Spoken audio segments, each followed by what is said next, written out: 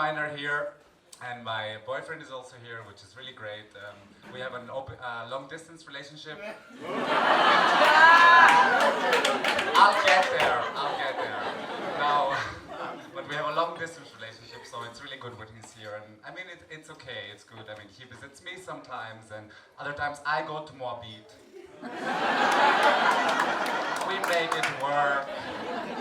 Yeah, and so we have an open relationship because we're long distance, and which is also fine. But I must say, in the beginning for me, it was kind of weird. I didn't like it a lot, and I don't know. I mean, I guess I'm more traditional. I don't know. Nowadays, especially in Berlin, it's all about open relationships and communication and freedom. And I'm just wondering. I just miss some good old-fashioned cheating. You know, the sneaking, it's just all of it. Yeah. But we're great, we're really great together. We're in this honeymoon phase. It's almost disgusting. You know, we're like happy and nice to each other all the time, and we say shit like, oh, you make your own jewelry? That is so cool. No. We take little trips together. We recently went to Poland. Have you guys been there? Don't go. No offense to Kat, my fellow comedian contestants, but what a fucking horrible place. I mean, it's just depressing, you know. It really is. I mean, I was there for 4 days. I didn't take any picture. I didn't learn any word. Well, except one, Szparcie. It means help. It's not the most gay-friendly place. Not at all. But anyway, but other than that, we're great together. I mean, I only have one thing that I don't like about him, and he's here, as I said. So he's not really good at whispering, which I know it's kind of an odd thing to say, but when it's 3 a.m. and you're in bed, and he turns to you and he's like, "Can you pass me the water?" I'm like, sure, sparkling or holy. And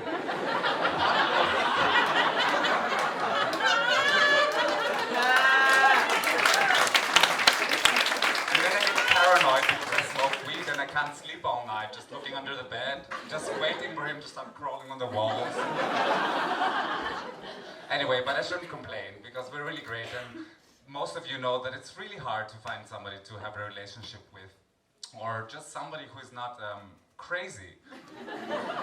The last guy I was dating, we met in a club, and we hit it off right away.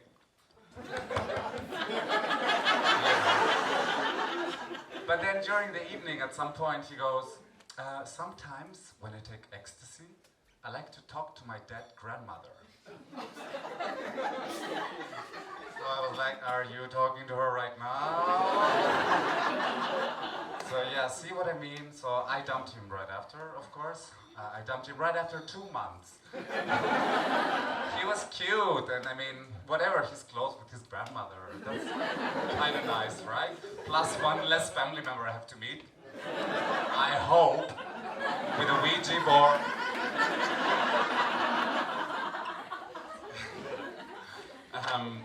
Yeah, so that's over. But I was also really close with my grandmother. I mean, I still am. But when I was a kid, I was really close with her. And that's because we lived together. And so I lived with my mother and my sister, my grandmother, my grandfather, and my uncle in a one-bedroom. So really close. And she used to take us to church every Sunday with me and my sister, which we hated. Except the end of the ceremony, the Holy Communion. Do you guys know what that is? It's when you get to drink the wine. Super fun. And so every Sunday, she would wake us up at 8 o'clock in the morning, make us into nice little Christian kids, you know, comb our hair and whatever. Just push on this guilt. And then she would take us to church, and we weren't even allowed to drink water because the first thing that had to enter my 10-year-old body was red wine. A tradition I've kept until my late 20s. Thank you, grandmother. She's alive, I don't know why. Anyway, and she would take us to church, and we would have to patiently wait for this 1 fucking hour to pass. And then finally it was the time for the vino. And all these old ladies would like sprint in front of the priest to get the first taste of flesh and blood of Jesus Christ, which is so gross. But then my grandmother would just like jump in front of them and be like, "Oh, let the children go first."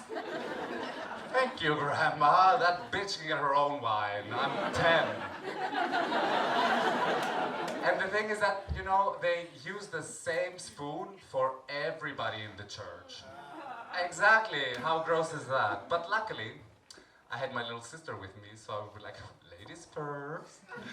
And then she would gracefully lick off the dirty old lady's saliva from the spoon and just pass it on to me. I know. That little boy's gonna be a villain one day. But yeah, I learned a lot from my grandmother about wine and about Jesus, which actually, it led me to a really cool realization I had recently. I'm like choking on my own gum. It was not a good idea to eat gum. So what I want to say is, kudos to Jesus. I mean, Gesundheit. I mean, except from everything else he did, this guy could turn water into wine, and he was not an alcoholic. I mean, holy shit, like if I were Jesus, I'd be drunk all the fucking time. Seriously, I'd be a mess, just puking all over Jerusalem. The apostles would be like holding back my hair, not Judas. They'd be bringing me water and I'd be turning it back into wine. Let's go walk on water! It would have been a mess, it didn't work. So anyway, as you can see on the sheet, my name is Konstantinos Natsis. Yeah, that's not a joke. So I just want to say, vote for Natsis and thank you.